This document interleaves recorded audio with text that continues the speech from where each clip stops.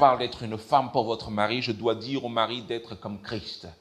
Messieurs, est-ce que je peux vous dire que votre rôle n'est pas des moindres? Votre rôle est important, mais votre rôle est également harassant. Et c'est compliqué parce que ce monde ne nous éduque pas pour que nous puissions être des hommes comme le Seigneur le voit. Ce monde nous éduque de manière à ce que nous puissions rester des garçons. Est-ce que vous entendez ça? Et je sais de quoi je parle parce que j'ai grandi très très vite. Ça veut dire que j'ai eu un corps d'homme très très tôt. Mais parfois le corps grandit, mais l'esprit ne suit pas. À l'intérieur, on est toujours un enfant, alors qu'on commence à avoir de la barbe. Est-ce que vous êtes avec moi? Mesdames, vous devez savoir cela. Nous sommes en perpétuelle maturation. Nous devenons de plus en plus matures jour après jour. Mais c'est un effort que l'on fait pour pouvoir se séparer de ce que nous avions appris. Aujourd'hui, ce monde fait en sorte que les garçons, que les jeunes garçons, que les petits garçons dans leur tête soient le plus confortables possible. Est-ce que vous entendez ça? On nous retire loin de toute responsabilité et l'on tolère nos mauvaises pensées, nos mauvaises réactions. Est-ce que vous entendez ça? On ne nous pousse pas à être de véritables hommes. Mais est-ce que je peux vous dire aujourd'hui, mes chers frères, que le Seigneur veut que nous puissions être de véritables hommes? Des hommes de Dieu qui font la différence. Où qu'ils soient, lorsqu'ils parlent, lorsqu'ils décident quelque chose ensemble, alors la terre tremble. Amen, quelqu'un dans la salle. Lorsqu'ils décident de se mettre en commun pour pouvoir ériger quelque chose pour le Seigneur, alors la terre tremble. Lorsqu'ils décident de faire quelque chose pour leur foyer, alors tout le monde les suit parce qu'ils sont des hommes qui sont inspirants. Amen, quelqu'un dans la salle. Ne laisse pas l'ennemi te diminuer. Ne laisse pas l'ennemi te faire croire que tu n'as pas autant d'influence que cela. Non, non, non, non. Ça, c'est une parole, un mensonge et honté de l'ennemi. C'est un mensonge et honté de l'ennemi. Ne le laisse pas te faire penser que tu n'es rien, que tu n'as aucune influence, que tu n'arriveras à rien, que tu es un bon à rien. Non. Est-ce que je peux vous dire que Pasteur Ricardo se bat également avec ce genre de pensée tout le temps? L'ennemi essaie de me faire le bilan en me faisant dire, oui, qu'est-ce que tu as accompli finalement? Qu'est-ce que tu as fait finalement? Encore aujourd'hui. C'est une bataille de chaque jour, mes chers frères. C'est une bataille de chaque jour. Et il faut que vous puissiez vous positionner, pas simplement dans votre caractère, mais spirituellement. Parce que le Saint-Esprit renouvellera nos pensées, de manière à ce que nous puissions nous lever pour le Seigneur, nous lever pour nos épouses, nous lever pour nos familles. Est-ce que je parle à quelqu'un aujourd'hui? Amen. Regardez comme parfois le travail des femmes est harassant. Elles doivent se lever parce qu'aujourd'hui les hommes ont du mal à se lever. Mais le Seigneur me donne ce mandat, mes chers frères, me donne ce mandat de restaurer le caractère qu'il a mis à l'intérieur de vous, de restaurer l'image qu'il a mis à l'intérieur de vous, de manière à ce que vous puissiez être des hommes pour lui, des hommes pour vos épouses, des hommes pour vos enfants, des hommes pour son Église, des hommes dans ce monde. Amen, quelqu'un dans la salle. Ne laisse pas l'ennemi t'émasculer, non. Non. Regardez, aujourd'hui, on assiste petit à petit à la disparition de l'homme et de son caractère. On a presque peur d'être un homme, de gonfler le buste et de se tenir droit. Non, mes chers frères et sœurs. Parce que tu as été créé à l'image de Dieu. Est-ce que vous pouvez encourager les hommes dans la salle, mes chères sœurs, aujourd'hui en disant Amen? Amen, amen, amen. Je pense qu'il y a quelqu'un qui est content d'entendre cela. J'ai entendu un jour une sœur me dire, parle aux hommes, pasteur. Parle aux hommes. Ce qu'elle ne savait pas, c'est que même moi, je me parle à moi-même. Est-ce que vous entendez cela? Amen. Nous voulons parler particulièrement, on va parler particulièrement aujourd'hui vraiment du mari. On va parler particulièrement du mari. Et on va reprendre encore Éphésiens. On va reprendre le chapitre 5. Le chapitre 5, et on va regarder cela. On va lire à partir du verset 21. C'est le passage que nous avons lu la dernière fois. Je vais essayer d'aller très très vite. À partir du verset 21, à partir du verset 22. Ok, donc à partir de là. Femmes, soyez soumises à vos maris comme au Seigneur. Car le mari est le chef de la femme comme Christ est le chef de l'Église qui est son corps et dont il est le sauveur. Or, de même que l'Église est soumise à Christ, les femmes aussi doivent l'être à leur mari en toutes choses. Marie, aimez vos femmes comme Christ a aimé l'Église et s'est livré lui-même pour elle, afin de la sanctifier par la parole après l'avoir purifiée par le baptême d'eau, afin de faire paraître devant lui cette Église glorieuse, sans tache, ni ride, ni rien de semblable, mais sainte et irrépréhensible. C'est ainsi que les maris doivent aimer leurs femmes comme leur propre corps. Celui qui aime sa femme s'aime lui-même.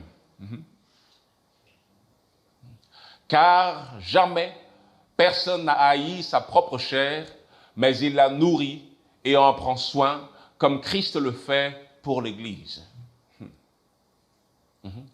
Parce que nous sommes membres de son corps.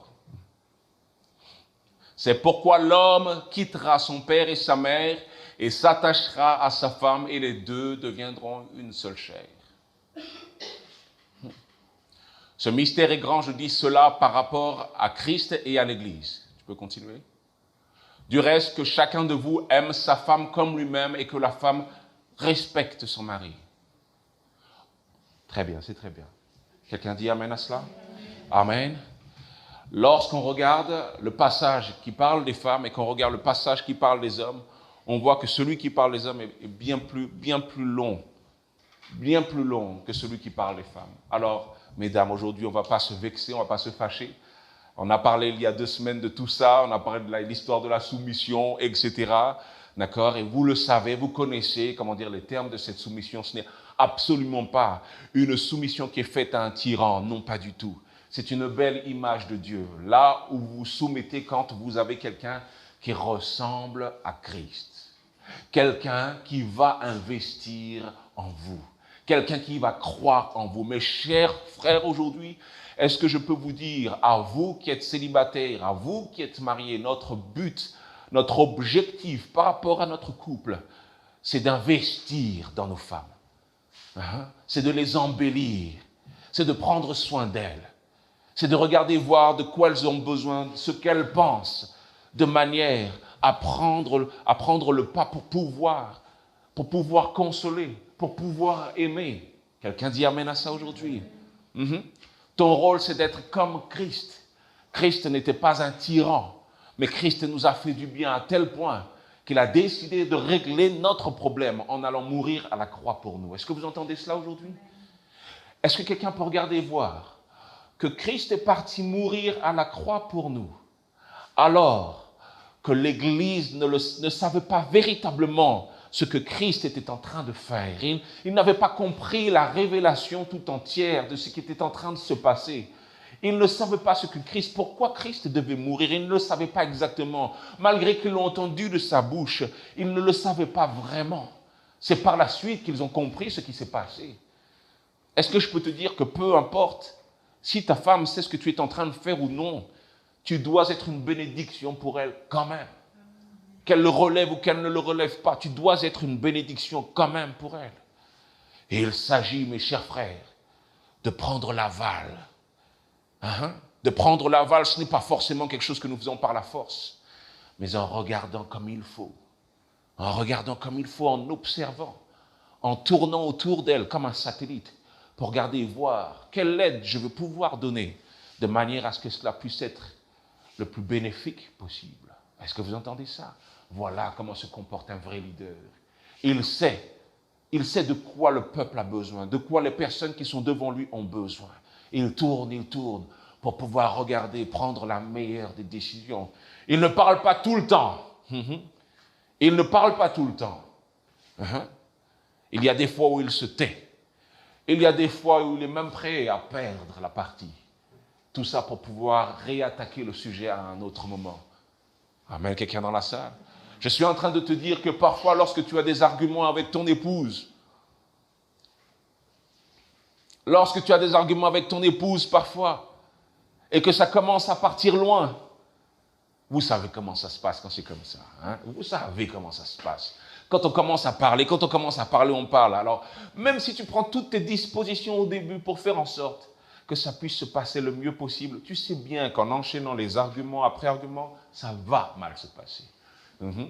Est-ce qu'on peut détruire aujourd'hui le mensonge de l'ennemi qui consiste à te faire croire que si tu continues à argumenter avec elle, eh bien on va arriver à une sortie de secours, on va arriver à une résolution, à une solution. Il faut parler, c'est vrai, mais il faut savoir s'arrêter.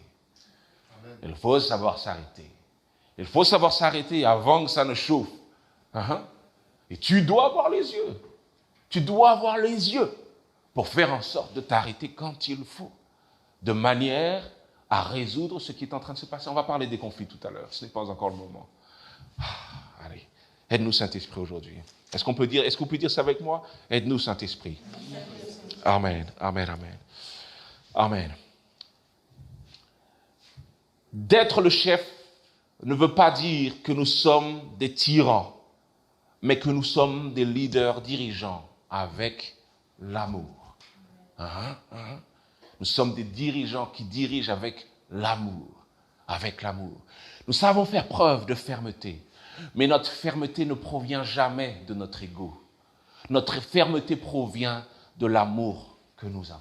Est-ce que vous entendez cela? Notre fermeté provient de l'amour que nous avons. Alors, nous sommes tout prêts à nous excuser, peu importe ce que nous avons dit, peu importe notre manière de le faire, nous sommes tout prêts à nous excuser parce que notre attitude, c'est à cause de notre amour. Est-ce que vous êtes avec moi aujourd'hui? Lorsque Christ agissait avec ses disciples, lorsqu'il les corrigeait, et même lorsqu'il n'était pas content contre eux, il y avait toujours quelque chose qui les faisait avancer un peu plus derrière. Ce n'était jamais quelque chose il n'était jamais énervé uniquement par rapport à son ego, par rapport à lui. Non, ce n'était pas ça. Parce qu'il voulait voir les disciples avancer. Est-ce que lorsque tu parles à ton épouse, est-ce que tu veux la voir avancer? Savez-vous qu'il y a des maris qui ne savent absolument pas quelles sont les passions de leur femme? Il y a des maris qui ne savent absolument pas quels sont les hobbies de leur femme, ce qu'elle aime. Ce qu'elle aime. Tu ne connais même pas sa couleur préférée. J'ai peur de vous faire l'expérience maintenant. Depuis tout à l'heure, je pense à ça. Je pense fort à ça, mais je me dis, bon, je ne veux pas que ça se passe mal quand vous rentrez à la maison, d'accord? Mais je le dis, nous devons être de ceux qui regardons pour pouvoir améliorer notre vie de couple. Il s'agit d'un projet, il s'agit d'un ministère, quelque chose que nous faisons encore et encore, que nous construisons encore et encore. Tu n'es pas supposé rester dans une impasse avec ton épouse, non. Tu n'es pas supposé rester dans une impasse, tu n'es pas supposé rester bloqué avec ton épouse, non. Parce que tu regardes tous les jours, tu regardes quotidiennement pour toi trouver des moyens d'améliorer ta vie de couple. Lorsque tes enfants partiront, ton épouse sera toujours là. Amène quelqu'un dans la salle. Elle sera toujours là. Voilà pourquoi chaque jour est un bon jour pour pouvoir en apprendre plus sur elle, pour pouvoir lui faire plaisir. Est-ce que je peux vous dire que hier, avec Pasteur Meren, nous sommes sortis et nous sommes partis manger quelque part, je ne me souviens plus si, nous sommes partis au paradis du fruit. Je n'ai pas trouvé ça si bon que ça d'ailleurs. Très honnêtement, je préfère le KFC au Buffalo Grill, mais c'est une autre discussion. Et à un moment donné, nous étions sur la table, et elle me regarde et elle me dit... Mais est-ce qu'on partage des passions communes? Et vous me connaissez, j'ai envie d'avoir réponse à tout. D'accord? Et j'essaie d'avoir réponse à tout. C'est-à-dire que j'essaie de répondre, la réponse veut sortir, mais il n'y a rien qui vient. Parce que je me demande, mais comment se fait-il que je n'ai pas pensé à ça avant, le fait de partager des choses en commun? Et elle m'a dit quelque chose pour me troubler au tout début. Elle m'a dit, est-ce qu'on partage une passion commune excepté Dieu et l'Église? Elle m'a enlevé toutes mes munitions en me disant ça. Mais ça m'a plongé dans une autre réflexion. Et c'est vrai, pourquoi est-ce que parfois, on ne décide pas d'aller au théâtre pour voir si on aime bien? Est-ce que vous êtes avec moi aujourd'hui? Je te parle de choses à faire qui te sortent dans ton train-train quotidien. Parce que le pire, c'est l'espèce de routine qui s'installe dans ton couple. Et tu as l'impression de rentrer dans un musée lorsque tu rentres à la maison. Nous ne sommes pas de cela. Nous ne sommes pas de cela. Nous sommes de ceux qui recherchent jour après jour, des solutions pour améliorer notre quotidien parce que nos épouses sont également nos ministères. Est-ce que vous êtes avec moi? Amen, amen. Moi, je suis très, très casanier. Et elle aime voyager et compagnie. Eh bien, je la rencontre là où elle est pour voir qu'est-ce qu'elle aime bien dans le fait de voyager. Alors moi, je lui dis, eh bien, je n'aime pas parce qu'il y a trop de monde. Je ne peux pas être en vacances s'il y a trop de monde, s'il faut que je souris tout le temps. Mais moi, dans un endroit où il y a moins de personnes, est-ce que vous êtes avec moi? On développe cette communication de manière à faire en sorte que nous puissions avoir un autre quotidien. Est-ce que vous êtes avec moi? On voit bien souvent les murailles du mariage, la prison que peut représenter le mariage. Mais personne ne regarde et voit les opportunités qu'il y a dans le mariage. Et elles sont multiples. Et lorsque ton épouse est dans toutes ses émotions, lorsqu'elle n'arrive plus à gérer, parce qu'elle a 9 mois de grossesse, parce que ses hormones travaillent dans sa tête et lui font perdre la tête, c'est à toi de regarder pour voir ce que tu peux faire. Amen, quelqu'un dans la salle.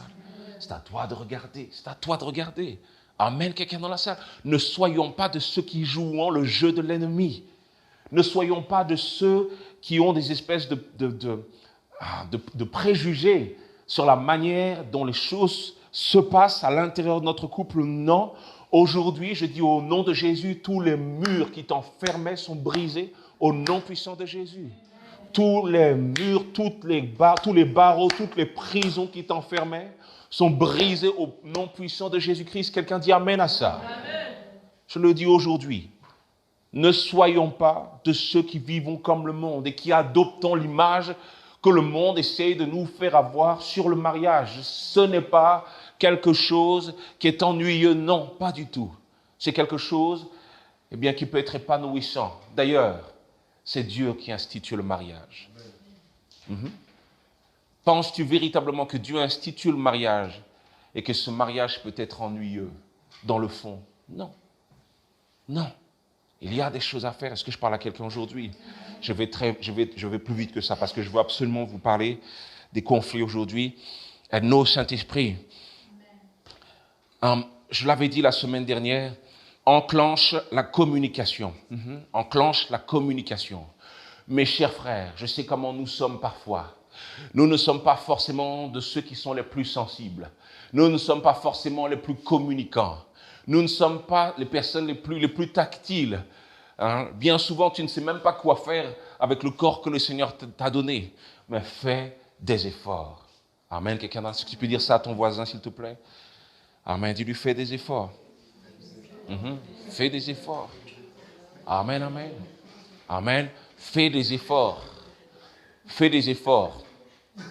Ne prends pas les choses qui t'ont empêché de faire ce que tu étais supposé faire comme des excuses pour ton mariage. Ne prends pas le fait que tu sois têtu comme une excuse pour dire que tu seras têtu dans ton mariage. Est-ce que vous entendez cela? Amen, quelqu'un dans la salle? Tu étais peut-être quelqu'un qui ne parlait pas beaucoup, mais il va falloir le devenir pour ton mariage. Tu étais peut-être quelqu'un qui n'était pas tactile, mais il va falloir le devenir pour ton mariage. Savez-vous que lorsque nous sommes en Dieu, nous nous dépassons régulièrement? Communique, ouvre la bouche, parle. Le fait de ne pas parler est un luxe que nous n'avons pas en tant que chrétiens. Nous n'avons pas ce luxe. Nous n'avons pas ce luxe. Nous n'avons pas ce luxe. Encore une fois, celui qui ne parle pas s'expose à laisser l'ennemi parler. Est-ce que vous entendez? Celui qui ne parle pas s'expose à laisser l'ennemi parler. Vous pouvez ne pas écouter ce que je suis en train de dire maintenant, mais vous verrez que vous l'expérimenterez si vous ne le faites pas. Parlez, ouvrez la bouche. Il y a tellement de choses qui peuvent se régler en parlant. Amen, quelqu'un dans la salle? Vous devez être des experts communicants. Des experts en communication. Des experts, j'ai dit. Des experts. Vous devez savoir quand parler et quand vous arrêtez. Vous devez savoir cela. Vous devez le savoir. Amen, quelqu'un dans la salle. Aide-nous, Saint-Esprit. Amen. Je l'ai dit la semaine dernière, cela, et je veux vraiment... Encore une fois, nous devons être des maris protecteurs, supportent, soutiennent, enseignent, prophétisent, prêchent, Encourage ton épouse dans ce qu'elle fait. Sois attentif et à l'écoute. Elle est ton ministère et sa réussite, et son épanouissement, c'est également le tien. C'est également le tien. Ne me dis pas que tu veux venir jouer les prédicateurs dans l'église, que tu veux jouer les chantres dans l'église.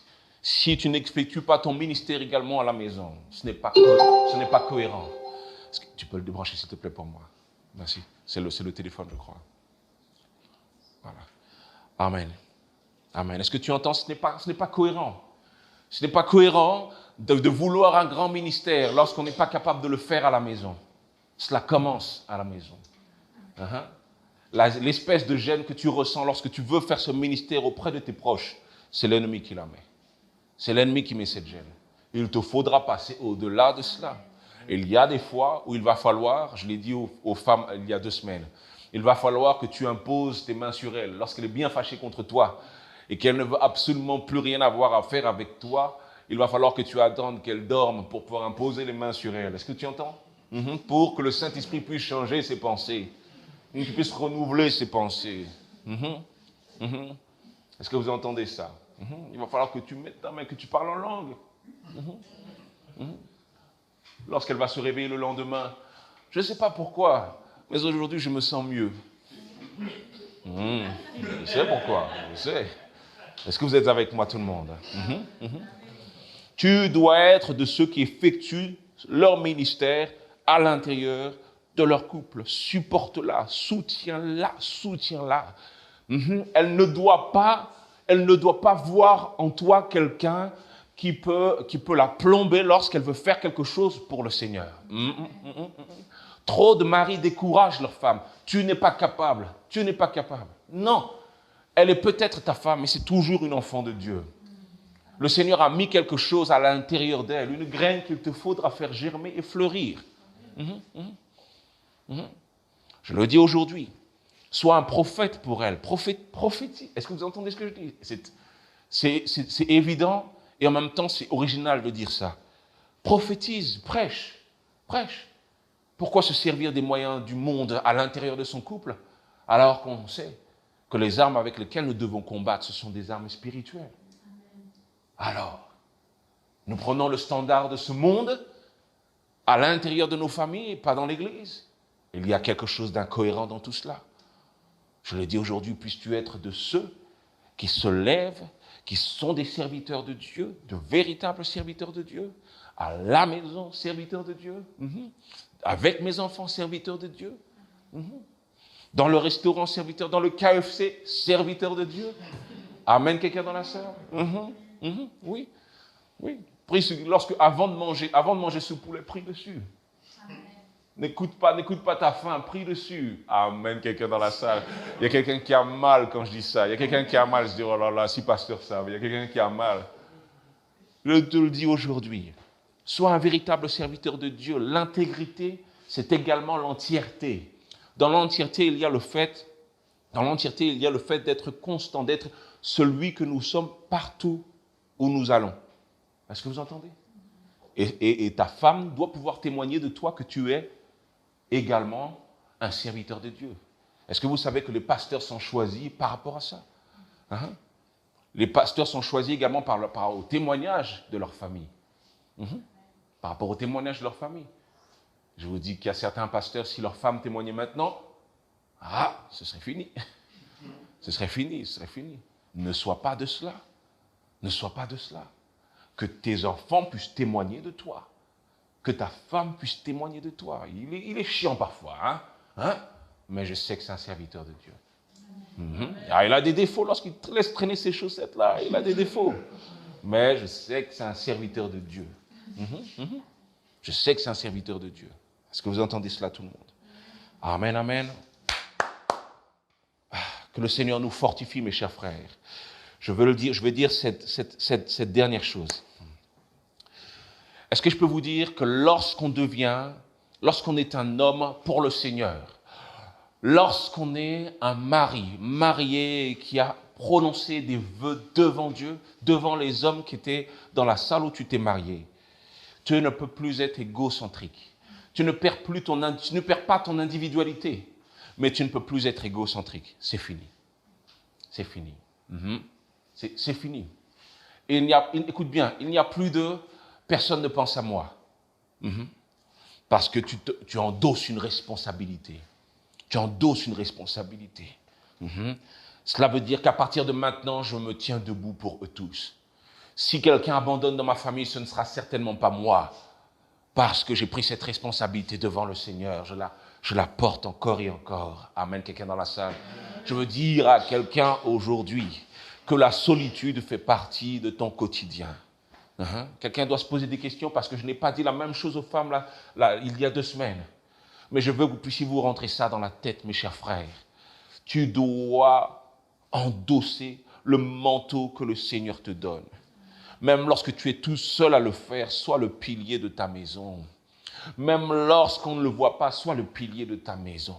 Prie le Seigneur et rends-toi disponible pour les tiens. Sois le pilier de ta maison. Sois celui qui n'abandonne pas. Est-ce que vous êtes avec moi aujourd'hui? Oui, ton épouse doit prendre soin de toi, c'est vrai. Mais dans le mariage, on ne fonctionne pas de manière réciproque. Ce n'est pas la réciprocité, ça n'a rien à voir. Ça n'a rien à voir. C'est à sens unique. Tu fais ta part. Tu fais ta part devant le Seigneur. Et peu importe si ça fait 10 ans que l'autre ne fait pas sa part, tu fais ta part quand même. Parce que cet engagement, tu l'as pris devant Dieu. Et si Dieu ne change pas, pourquoi tes engagements envers lui devraient changer? Tu dois continuer quand même. Tu dois continuer à la chérir quand même. Tu dois continuer à être celui qui pense à elle quand même. Voilà le genre d'homme que ce monde a besoin. Est-ce que vous entendez ça? Regardez, voyez les féministes qui naissent à partir de nos lacunes. Est-ce que vous entendez cela? Il y a tellement de femmes qui ont été blessées, tellement de femmes qui ont été abusées, manipulées. Il y a tellement de femmes à qui on a joué des tours que maintenant beaucoup se lèvent et disent on n'a plus besoin de vous. Regardez, voyez qu'il faut une restauration de ce que nous sommes. Une restauration de ce que nous sommes. Nous devons être de ceux qui montrent ce que c'est d'être un homme de Dieu. Est-ce que tu peux te retourner vers ton voisin le plus proche et lui dire « Sois un homme de Dieu ». Amen, amen, amen. Amen. Peu importe, si tu n'avais pas l'habitude d'être romantique, même si tu ne sais pas comment faire, et je peux dire que je sais de quoi je parle, même si ce n'est pas trop en toi, ta femme en a besoin quand même. C'est sa nourriture au quotidien. Ta tendresse, ton affection. Tu ne peux pas te cantonner à faire ton devoir et c'est tout. Tu ne peux pas être comme un espèce de totem dans la maison qui se balade et qui s'assoit sur le canapé. Non, ce n'est pas ça. Il doit y avoir de l'interaction. Est-ce que vous entendez cela? Il doit y avoir de l'interaction, il doit y avoir de la tendresse, il doit y avoir de l'amour. Apprends si tu ne sais pas. Apprends. Parce que lorsque tu étais devant tout le monde, tu as dit de la chérir dans les bons, dans les mauvais jours.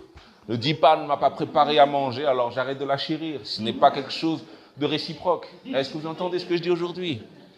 Tu dois continuer quand même. Pourquoi? Parce que le mariage est un engagement sacré devant Dieu. Est-ce que je peux vous dire quelque chose sur ça d'ailleurs? Quel que soit ce que le gouvernement peut faire pour redéfinir le mariage, il ne le peut pas. Parce que ce n'est pas le gouvernement qui a institué le mariage, c'est Dieu. Cela ne change pas dans la définition divine.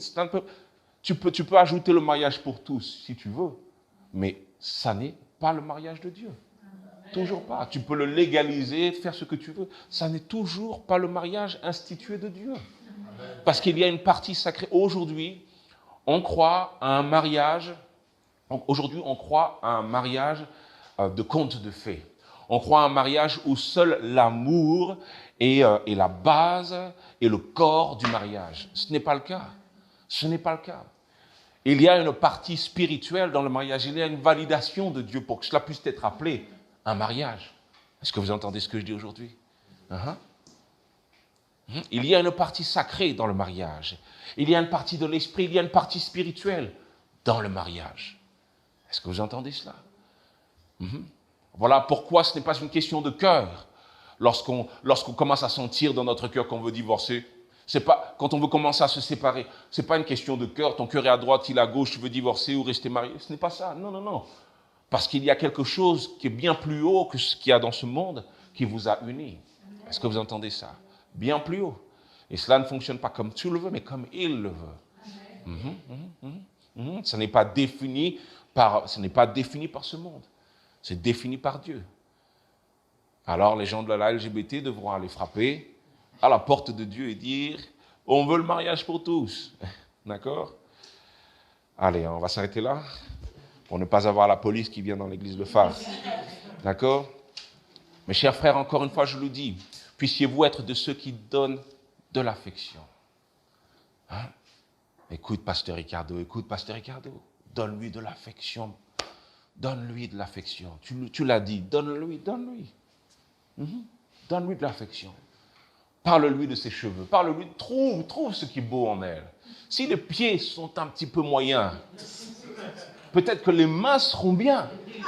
Est-ce que vous entendez ça? Si les cheveux sont courts, mais peut-être que le nez est bien. Mais quoi qu'il en soit, on va se débrouiller. Est-ce que vous êtes avec moi? On va se débrouiller pour passer une bonne journée. On va se débrouiller. Est-ce si elle est en surpoids? Mais il y a d'autres... Quelqu'un est avec moi? Vous n'avez pas compris. Je le dis, mes chers frères, soyez de ceux qui vous dépassent. Ne laissez pas l'ennemi vous limiter pour pouvoir créer du bonheur, créer de la paix, créer une bonne atmosphère à l'intérieur de votre foyer. Amen, quelqu'un dans la salle. Amen. Amen.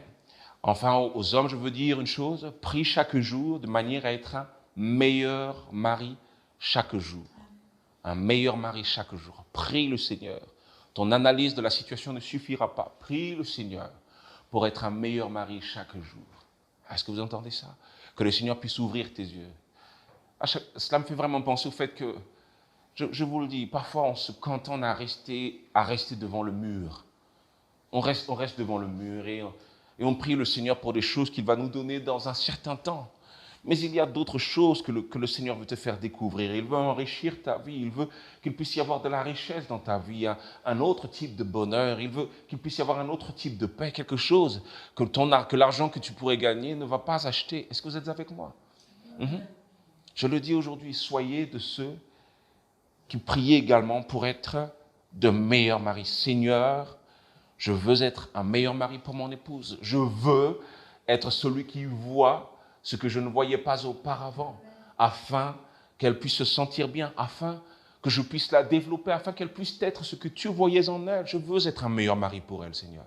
Je ne veux pas être quelqu'un qui prêche à l'église, qui chante à l'église, qui sort pour aller aider les sans domicile fixe, et pourtant à la maison, je ne suis pas fichu de le faire. Je ne suis pas fichu d'aider, je ne suis pas fichu de faire quelque chose de bien pour mon épouse. Non, je ne veux pas avoir cette cohérence-là parce que je veux rester quelqu'un d'intègre.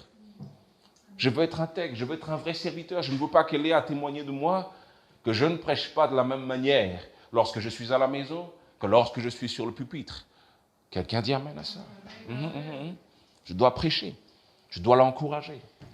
Amen, quelqu'un dans la salle. Amen. Est-ce qu'il y a quelqu'un qui reçoit aujourd'hui? Aide-nous, Saint-Esprit. Amen, amen. Mes chers frères et sœurs, je veux parler de ces derniers points que je ne vous ai pas donnés la dernière fois, donc à toutes les femmes qui sont là, à toutes les futures femmes qui sont là. Donc, on a eu parlé la dernière fois de plein de choses, je t'en prie, note. Donc, on a parlé du fait, d'être des coffres forts,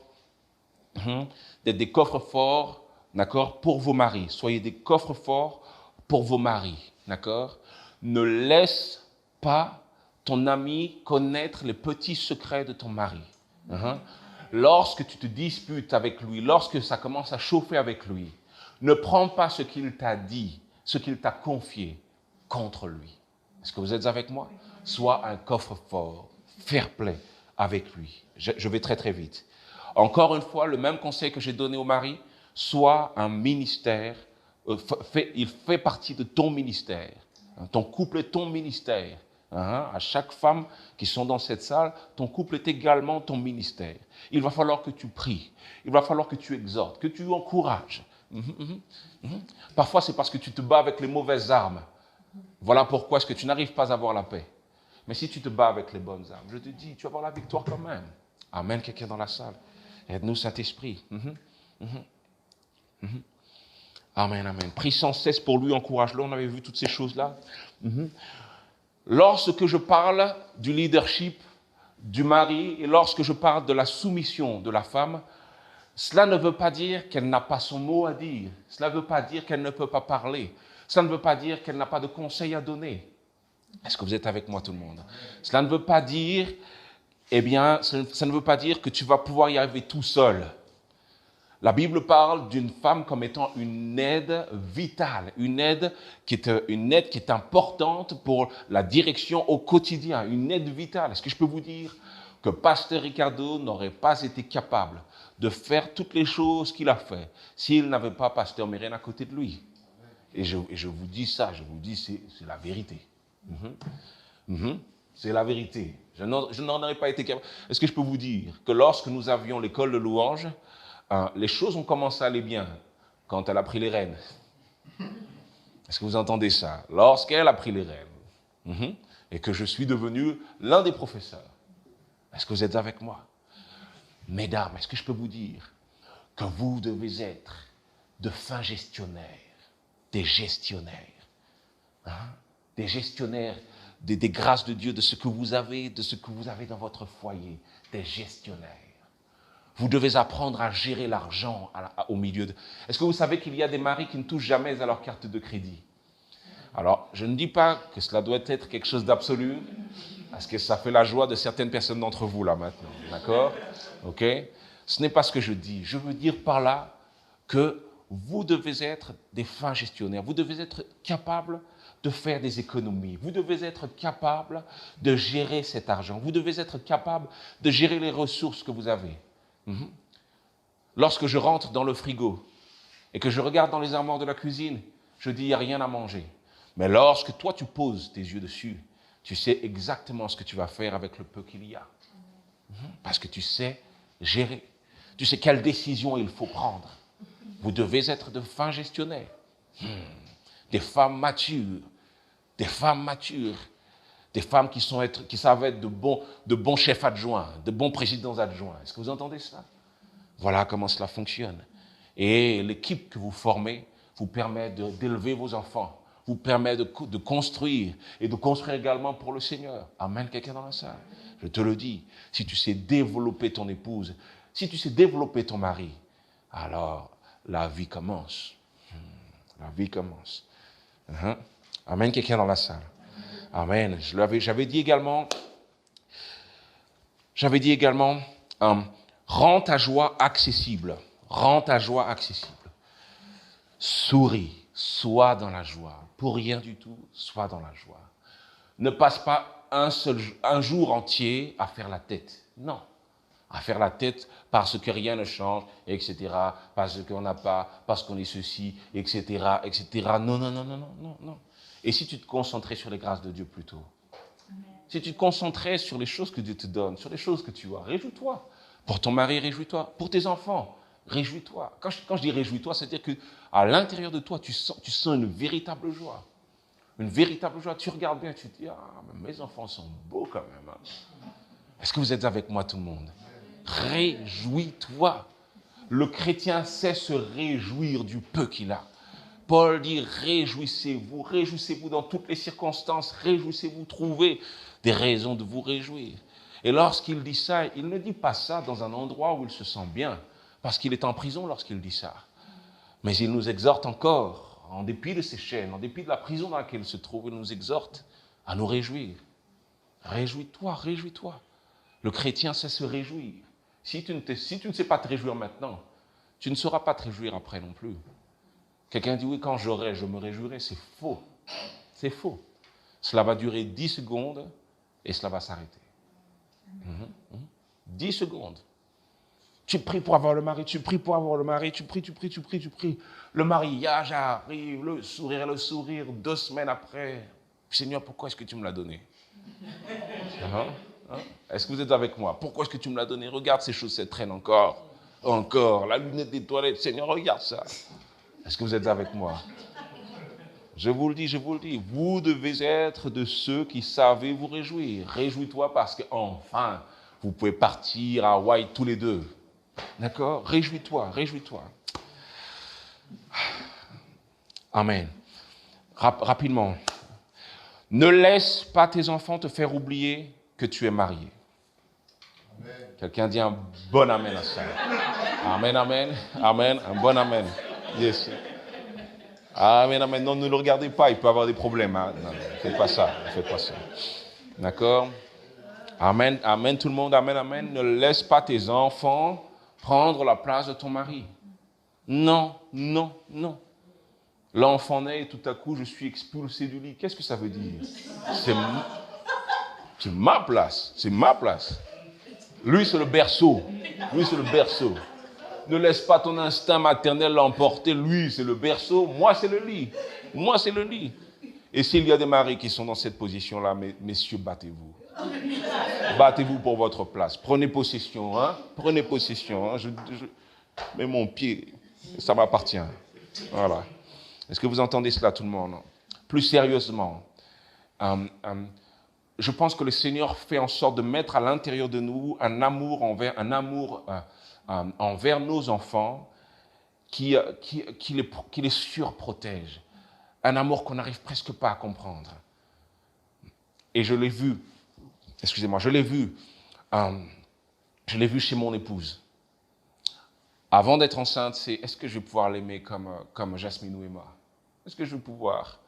Une fois qu'elle est née, là, c'est fini. Est-ce que j'ai d'autres enfants? Est-ce que j'ai un mari même? Est-ce que vous entendez ça? Je plaisante. D'accord? Est-ce que vous entendez ce que je dis? Je veux dire par là, ne laissez pas votre instinct maternel l'emporter sur ce que le Seigneur attend de vous. Il est toujours votre mari. Il est toujours votre mari. Ah oui, cet enfant, vous l'aimez, mais il est toujours votre mari. Ne le mettez pas de côté. Ne le mettez pas de côté. Faites de votre mieux, en tout cas. Faites de votre mieux. Il est toujours votre mari. Est-ce que je peux vous dire que c'est votre ministère le plus important? C'est votre ministère le plus important, le plus important. Est-ce que je peux aller plus loin en vous disant que vos épouses, vos maris sont plus importants que vos enfants? Est-ce que je peux vous dire ça? Plus important que vos enfants, plus important. Un prédicateur du nom de Paul Washer disait que si les deux étaient au bord d'une falaise et qu'il devait aller sauver ses enfants ou son épouse, il sauverait son épouse. Et il ne l'a pas dit parce qu'il n'aimait pas ses enfants, pas du tout. Ça n'a rien à voir avec ça. Il l'a dit parce que c'est comme ça que le Seigneur le veut. Il veut que tu t'attaches à partir de cette union et de la force de cette union que découlent toutes les autres choses. Cela ne veut pas dire que tu négliges tes enfants, pas du tout. Cela veut dire que tu considères encore mieux ton mari. Tu ne le mets pas de côté. Amen, amen. Amen. Sinon, je vais les voir arriver vers moi en me disant, elle m'a abandonné. On pourrait en rigoler de ça. On pourrait en rigoler. Écoutez bien ce que je vais dire. Mais un homme qui se sent abandonné par son épouse lui fera difficilement confiance. Si tu me mets de côté illico presto et que tu ne penses plus à moi, ça veut dire que je ne sais pas sur quel pied danser avec toi. Je ne sais pas si tu pourrais m'abandonner pour quelque chose d'autre aussi. Est-ce que vous entendez ça? C'est important, c'est important. Allez. Amen. Sois la gardienne de ton couple. D'accord? Sois la gardienne de ton couple.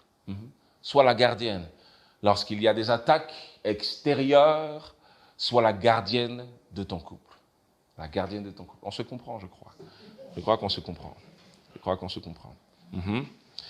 À toutes les femmes qui sont ici, je dis, ayez des amis qui craignent le Seigneur et à qui tu peux parler. Ayez des amis qui craignent le Seigneur et à qui vous pouvez parler.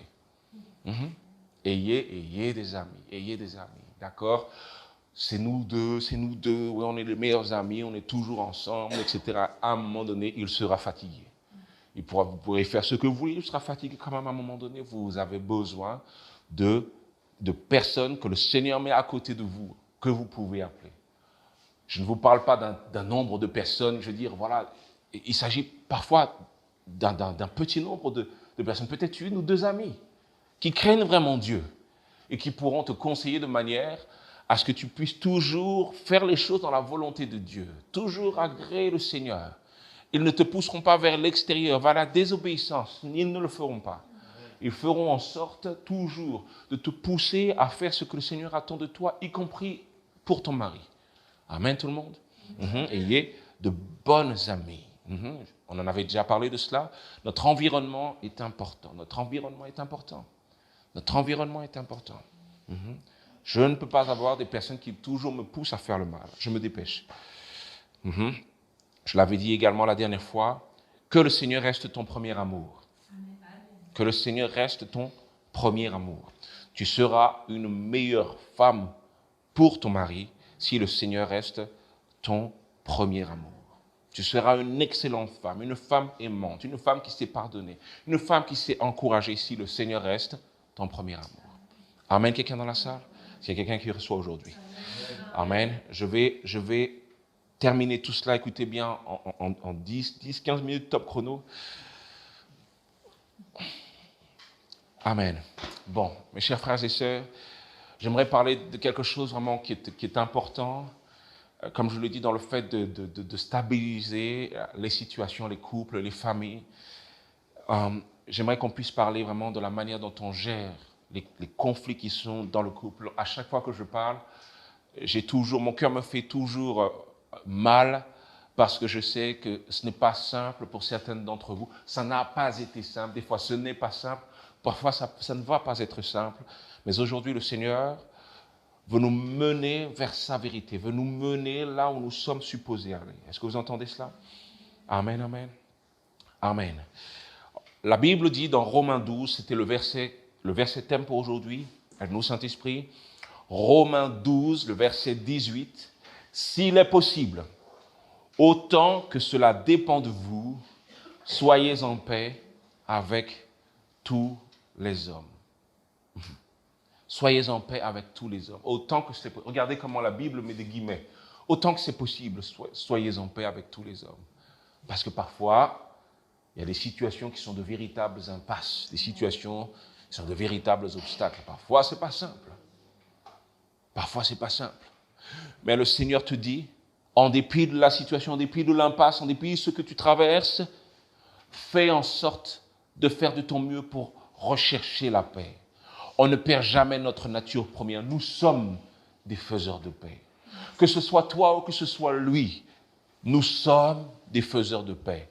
S'il ne prend pas en compte son mandat, tu es toujours un faiseur de paix. Tu es toujours une faiseuse de paix. Amen. Quelqu'un dans la salle? Encore une fois, ça n'a absolument rien à voir avec la réciprocité. Tu le fais, alors je le fais. Non, ce n'est pas ça. C'est ce que le Seigneur attend de toi. L'homme de Dieu construit le royaume où qu'il se trouve. L'homme de Dieu fait avancer le royaume partout où il se trouve. Est-ce que vous entendez cela? Et la Bible nous dit que le royaume se manifeste également en paix, dans la paix. Amen, amen, amen. S'il est possible, autant que cela dépend de vous, soyez en paix avec tous les hommes. Voici la première chose que j'aimerais que vous puissiez écrire, mes chers frères, mes chères sœurs, aide-nous Saint-Esprit. Il y a des fois des situations qui ne te plaisent pas. Il y a des fois où il y a des attitudes qui ne te plaisent pas. Et nous, en tant que chrétiens, on a cette habitude d'encaisser, de supporter. Mais est-ce que je peux te dire que des fois, il faut faire plus que ça? J'ai remarqué que lorsqu'on devient chrétien, parfois on perd nos dents. Quand je dis ça, je ne parle pas des dents physiques, mais je parle de ton caractère. Auparavant, tu étais quelqu'un qui disait la vérité et tu n'avais pas peur. Mais il y a certaines situations qui te sont arrivées qui t'ont fait perdre ta manière de parler, ta manière de dire la vérité, le fait que tu sois franche, le fait que tu sois franc.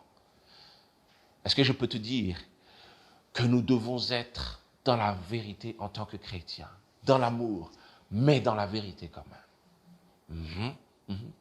Il faut que tu puisses le dire lorsque ça ne va pas, lorsque ça ne te convient pas. Il faut que tu puisses le dire.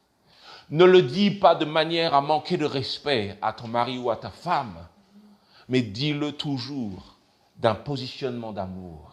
Mais dis-le. Comment est-ce qu'il va pouvoir savoir que ça ne te convient pas si tu ne le dis pas? Il y a des personnes qui pensent qu'on le sait parce que c'est comme ça. Mais je n'ai pas été élevé de la même manière que toi.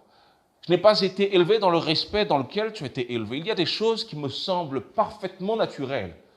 Mais pour toi, c'est une insulte. Pour toi, c'est un manque de respect. Comment vais-je faire pour le savoir si tu ne me le dis pas? Tu dois me le dire de manière à ce que je puisse voir la limite. Est-ce que vous entendez ce que je dis aujourd'hui, tout le monde? Tu dois me le dire de manière à ce que je puisse ouvrir les yeux et savoir que cette chose-là ne te plaît pas. Parce qu'à force d'encaisser, tu vas exploser. Tu vas exploser. Je l'ai dit encore une fois. C'est exactement ce que l'ennemi recherche pour faire exploser ton couple. C'est exactement ça, une opportunité comme ça. Quelque chose que tu ne supportes pas. Et que tu dis rien du tout. Et l'autre personne, ton mari, ta femme, continue à faire la même chose encore et encore, pensant que ça ne te fait rien parce que tu n'as jamais rien dit. Et c'est alors que l'ennemi te parle et dit, il le fait exprès ou quoi? Elle fait exprès ou quoi? Mais ça, c'est dans ta tête. Elle fait exprès ou quoi? Mais c'est dans ta tête. C'est là où l'ennemi peut nous attaquer. Dans notre tête, dans notre esprit.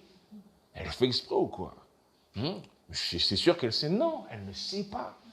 Elle ne sait pas et il ne sait pas. Si tu ne lui dis pas, elle ne sait pas. Et c'est alors qu'à un moment donné, on te voit. Pah! Tu soulèves la chair, tu soulèves le placard. Tu fais comme Pasteur Ricardo. Je te le dis aujourd'hui. Ne laisse pas l'ennemi t'emmener vers ses extrémités. Non. Ne laisse pas l'ennemi t'emmener vers ses extrémités. Et parle. Parle. Dis-lui, parle-lui de ton profil, parle-lui de comment est-ce que tu es. Parfois, ça ne suffit pas, d'accord? Donc la première chose, communique lorsque ça ne va pas, d'accord? Ne te tais pas, dis la vérité afin, écoutez bien, de ne pas faire baisser le standard de normalité. Le standard de normalité, qu'est-ce que cela veut dire? Cela veut dire qu'à force de laisser faire, on accepte ce qu'on ne devrait pas accepter. On supporte ce qu'on ne doit pas supporter parce qu'on n'a pas su montrer les limites. Ok, tout le monde? Tu dois lui dire, avec amour, tu dois lui dire. Quelqu'un dit amen à cela? Amen. Amen. Je l'ai dit tout à l'heure, rechercher la paix. Pardonner comme Christ. Et j'ai écrit par la suite, écoutez ça, soigne ton mariage. Il y a des fois où le fait de dire le fait que ça ne nous convienne pas, il y a des fois où ça ne suffit pas.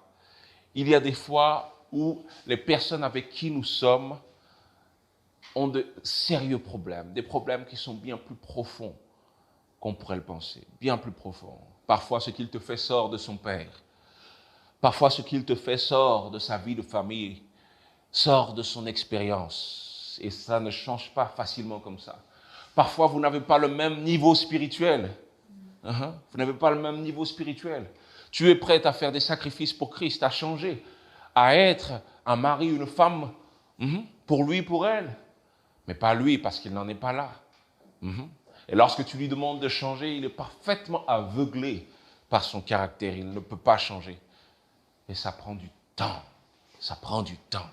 Ça laisse des blessures. Ça prend du temps. Ça prend du temps. Ça prend du temps. Ça prend du temps et on patiente. On se dit, qu'est-ce que c'est ça, Seigneur? Dans quelle situation je suis? Agis, Seigneur. Et parfois, le Seigneur aussi prend du temps. Comment est-ce qu'on fait? C'est à ce moment-là que le mariage prend toute sa signification. Lorsque tu es dans cette période-là, il faut que tu puisses regarder à la croix. Il faut que tu puisses regarder à la croix. Il faut que tu puisses regarder et voir ce que Christ a fait pour chacun d'entre nous. Il faut que tu puisses regarder et que tu puisses voir que Christ a souffert pour nous. Il faut que tu puisses regarder et que tu vois l'extrémité dans laquelle il est arrivé. Parce qu'en vérité, il nous montre l'exemple. Il nous montre l'exemple. Il nous montre l'exemple. Saint-Esprit, aide-nous aujourd'hui, aide-nous. Le Christ nous montre l'exemple. Il nous montre ce que c'est de souffrir alors que l'autre partie n'est pas au courant de ce que nous sommes en train de faire. Le Christ nous montre l'exemple d'être patient, de supporter afin de pouvoir sauver l'autre. Le Christ nous montre l'exemple. Amen. Quelqu'un dans la salle, vous vous souvenez tout à l'heure, je vous ai dit que le mariage est une institution divine. Il y a du sacré dans le mariage. Il y a du spirituel dans le mariage. Ça veut dire qu'on ne se sépare pas comme ça. Est-ce que vous entendez? On ne se sépare pas comme ça. On ne se sépare pas comme ça. Quelles que soient les choses que je vais vous dire tout à l'heure sur la question du divorce, je ne sais pas si on va réussir à arriver jusque-là, il faut que je vous dise, premièrement, que Dieu est le divorce. Dieu déteste le divorce. Il y a des circonstances qui font que, mais la première chose, vous devez le savoir, Dieu est le divorce. Vous devez le savoir. Dieu n'aime pas le divorce, il n'aime pas le divorce. Il ne souhaite pas que ça se passe comme ça. Parce que Jésus est celui qui a poussé jusqu'au sang pour la réconciliation avec l'homme. Quelqu'un voit où est-ce que je suis? Jésus est celui qui a poussé jusqu'au sang pour la réconciliation. Il a poussé jusqu'au sang. Le Seigneur préfère la réconciliation. Il y a des choses qui sont bien plus compliquées que d'autres. Il y a des efforts que tu peux faire. Mais il y a des choses qui sont bien compliquées. Et le Seigneur le sait. Le Seigneur sait, mes chers frères et sœurs, que parfois, ce n'est pas de ta faute.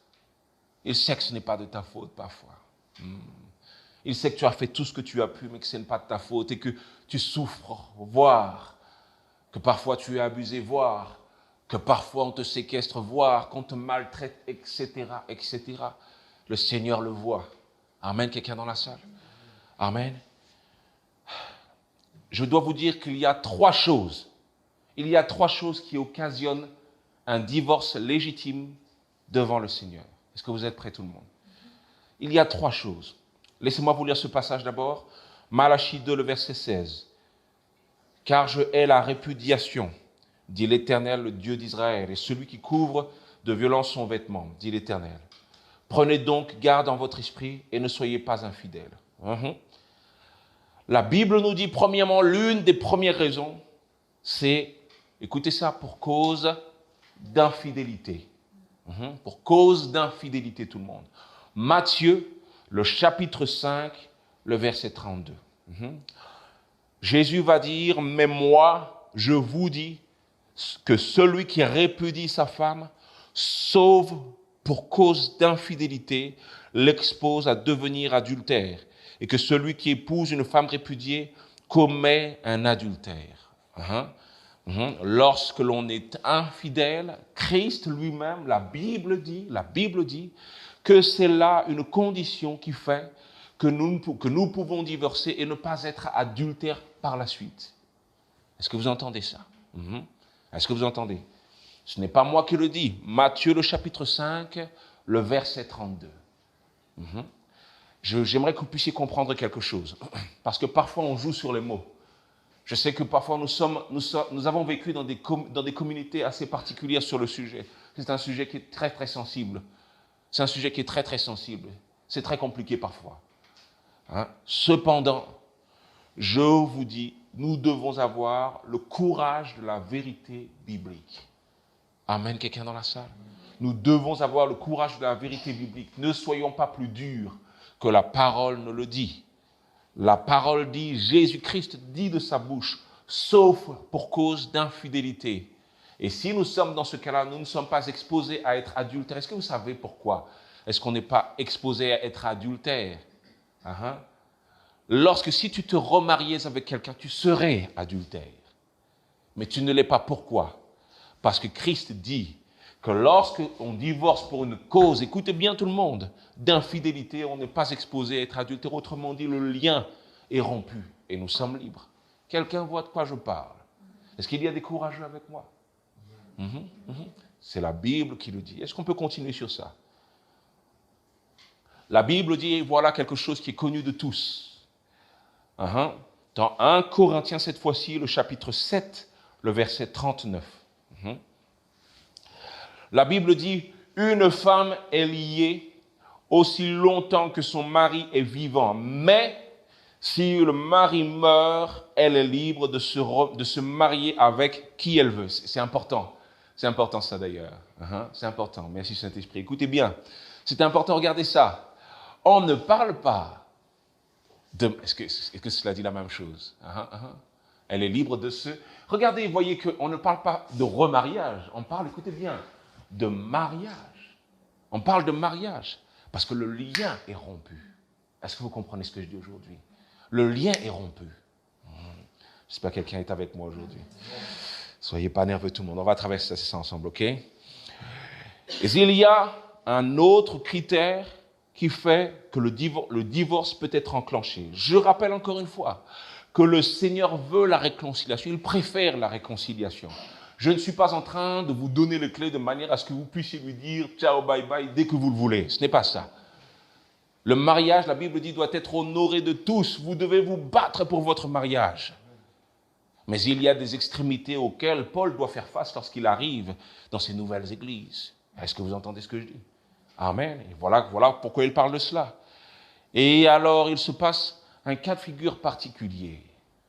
Un cas de figure où il y a quelqu'un qui s'est converti, qui croit véritablement en Dieu, mais qui est marié avec quelqu'un qui ne croit pas.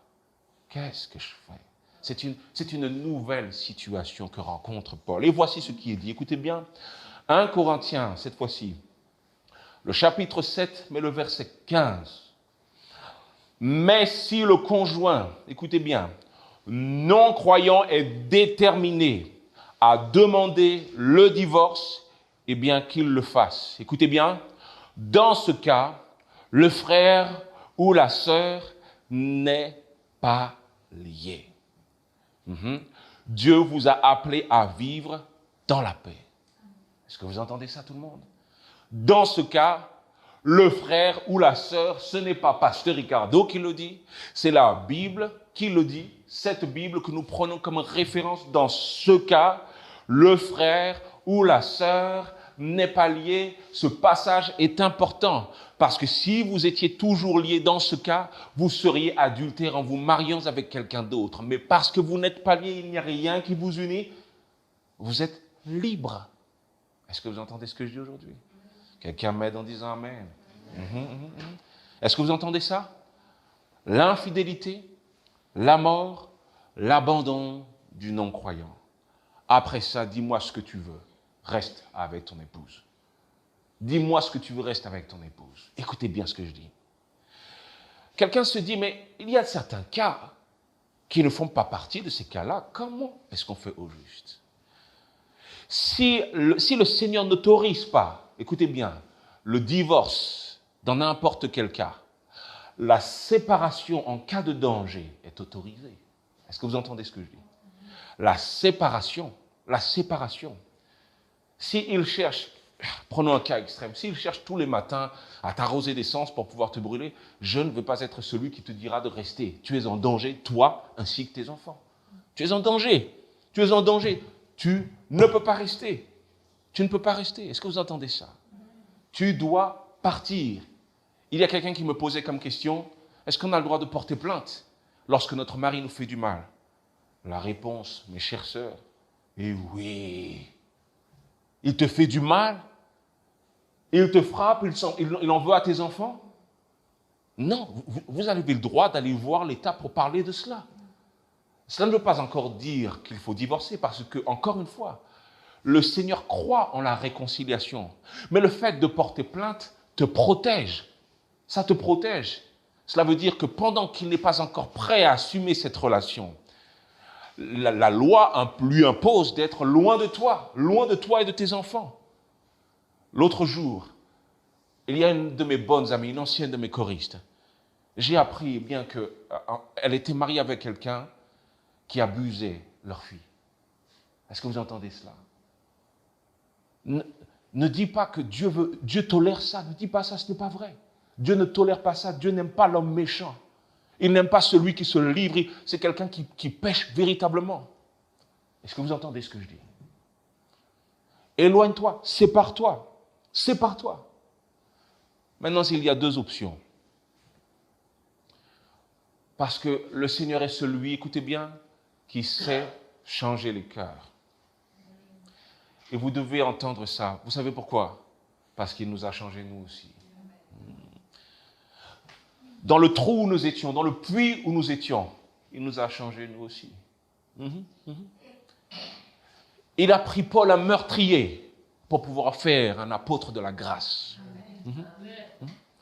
Cela veut dire que celui qui t'a fait du mal peut changer. Il n'est certainement pas prêt pour l'instant à être quelqu'un à côté de toi. Il n'est pas prêt, il n'est pas prêt.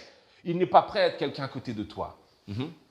Et s'il persiste dans ses voies, et si maintenant il tombe dans l'adultère, et s'il t'abandonne, et qu'il t'envoie une lettre de divorce, oublie ça. Oublie ça. J'ai terminé avec ça. Parce qu'on tombe dans 1 Corinthiens 7, le verset 15. On tombe dans 1 Corinthiens 7, verset 15. Mais s'il dit, moi, je veux changer, je ne veux pas perdre mes enfants, je ne te demande pas de le croire sur parole, pas directement. Ne le crois pas sur parole. Non, non, non. Il n'a rien prouvé. Il n'a encore rien prouvé. Il faut du temps. Ne te laisse pas attendrir. Il faut du temps parce qu'il s'agit de toi et de tes enfants. Il s'agit de toi et de tes enfants. Il faut du temps, il faut du temps. Il faut des personnes qui sont impliquées dans cette histoire. Il faut ta famille qui est impliquée dans cette histoire pour regarder et voir sur le long terme si cette personne a véritablement changé, s'il a fait ce qu'il fallait pour pouvoir véritablement changer. Et s'il traverse toutes ces épreuves, s'il décide véritablement changer, que tout le monde le voit, tout le monde le sait, il peut y avoir une vraie réconciliation, si tu le veux. Mais la séparation doit durer le temps qu'il faut. La séparation doit durer le temps qu'il faut. Si tu n'es pas sûr, tu n'es pas sûr. Dis pas que tu le veux alors que tu n'es pas encore sûr de lui. Non, tu n'es pas sûr. Tu dois rester... Le fait que tu t'approches de lui, le fait que tu t'approches d'elle, on ne peut pas dire elle parce que ce n'est pas souvent dans ce sens-là. D'accord? Ce n'est pas souvent dans ce sens-là, même si j'ai entendu des cas où les femmes battaient leur mari. J'ai entendu ça déjà. D'accord? Mais ce n'est pas dans cette église, d'accord? Ce n'est pas dans cette église. Dites-moi un amen pour me rassurer tout le monde. Amen, amen. Ok. D'accord? J'ai perdu le fil. Dans une bêtise, excusez-moi. Encore une fois, je le dis, vous devez respecter le temps qu'il faut. La séparation est importante. Vous devez respecter le temps qu'il faut. Le temps de la protection. Le temps pour être sécure, pour être sécurisé. Est-ce que vous entendez ça? Et s'il doit y avoir réconciliation, il doit y avoir réconciliation parce que toutes les choses ont été respectées, le temps a été respecté. On a vraiment vu un changement. Des personnes peuvent témoigner de lui et voir qu'il a véritablement changé. Dans ce cas-là, il peut y avoir une réconciliation. Il peut y avoir une réconciliation. Dieu est pour la réconciliation. Il est dans le business de changer les cœurs. Il est dans le business de changer les pensées. C'est lui qui fait d'un criminel un homme de Dieu. Il est dans le business. Il croit au fait que ton mari, ta femme peut changer. Il croit à ça. Cependant, ce n'est pas toujours propice. Ce n'est pas toujours le bon moment. Ne laisse pas ton cœur te faire retomber dans une situation où tu ne devrais pas être, du moins pas encore. La séparation doit être prise en compte pour éviter le danger. Quelqu'un dit un bon amen à ça. Amen, amen. Et cela me pousse à dire autre chose encore à celles et ceux qui ne sont pas mariés. Vous devez inspecter. Et il y a des hommes, il y a des femmes qui manifestent déjà de mauvaises attitudes. Si tu vois que lorsque son chat l'embête, il est capable de mettre une espèce de pointe sur lui qui fait voltiger le chat à une centaine de mètres en l'air, il faut se poser des questions. Parce que ce chat-là, ça peut être toi. Ça peut être toi. Quelqu'un est avec moi. Sœur Virginie ne rigole pas parce qu'elle aime bien les animaux. D'accord? Est-ce que vous entendez ça? Lorsque tu le regardes et que tu vois qu'il est en train de griller une fourmi à la loupe,